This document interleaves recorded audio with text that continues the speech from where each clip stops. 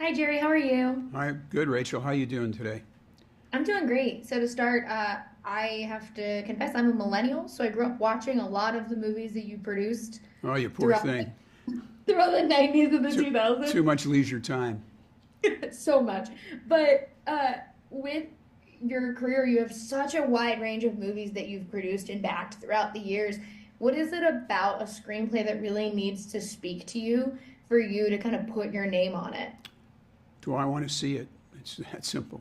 If I read something or see something or read a book or see a documentary or anything that really captures my interest and I'd want to spend 2 hours in a theater watching it, I'll try to get it made. And with Young Women in the Sea, it is a story that I didn't know about, but it is also very inspiring. Like it made me want to go get in a pool as soon as I finished. Be like, I can swim. But it is also a bigger scale because you have to put Daisy Ridley in multiple bodies of water for extended periods of time. When you were looking at a story like this, was it always the goal to just have her be as in the water as possible, even though that is more on the back end side of things, like work? Absolutely. We try to do everything as real as possible. And Daisy jumped all in. She trained for 3 months with an Olympic swimmer, so she become really proficient in the water, which she is. And she spent so much time in the water, whether it's pools or in the ocean or wherever she had to swim against it was freezing cold. She was a trooper. She really did what Trudy Ederle did. Yeah, and you have done true sports stories in the past because, as I said, I'm a millennial. Right, Remember the Titans lives in my right. brain rent free. But what is it about those stories that really appeal to you? Because they are sports, and we do kind of know the ending when we go into them, but they are still very inspirational for us to see. Well, I think that I try to tell stories that educate people and entertain people, and about Mhm. individuals that should not be forgotten in time, no matter what, whether it's a sports story or not. We did a movie called Black Hawk Down where those 18 men will never be forgotten now. And the same thing with Remember the Titans and Glory Road. Those Mhm. coaches and those kids go down in history now.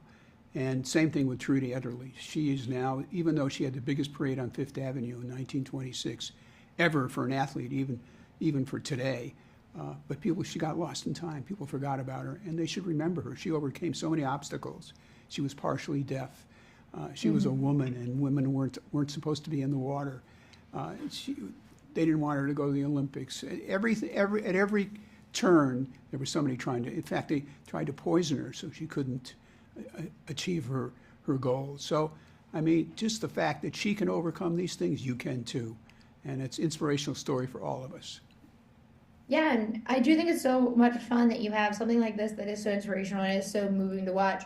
And then later, like a month later, you're gonna have Bad Boys, Yeah. the fourth installment of Bad Boys.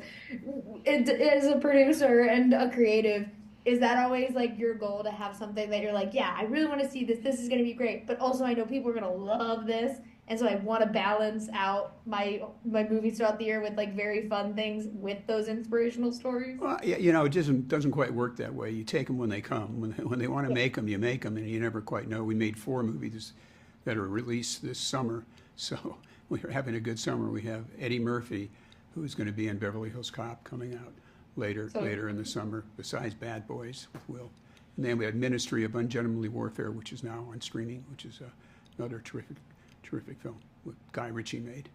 mhm.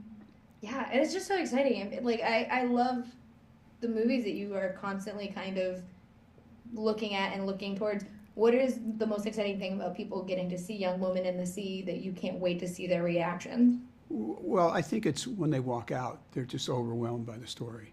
And whether you're a Mhm. man or a woman, again, it's the highest testing movie I've ever made. And you've seen a lot of my movies, so you Mhm. know that we've made some very successful films. But this one is really special because it's so emotional. It brings tears to your eyes. It's one of those movies that makes you really feel something. Yeah, and was there within this movie, was there anything that you got to do? Because you've done a lot of I'll say crazy shit. You've done a lot of crazy things Right. within your movies and gotten away with them. Was there anything within this movie that you were just like, I can't believe we're getting to do this, and like this is something that's going to be part of my legacy with films. Yeah, it was one of the hardest movies we had to get made. It took us 7 years. We went through two studios and finally landed at Disney. And Disney had the excitement and enthusiasm to get this made. And we're very grateful to them for what they've let us do and spent their hard-earned money on. And I can't wait for people to get to see it. I very much loved it, and I think people are going to really be inspired by Trudy's story. Well, talk about it, write about it, whatever. We will take all the people that love it to spread the word, because I think everybody should see it. It's such a cool story. I agree. But thank you so much for talking with me today. I really appreciate it. Thank you for being here.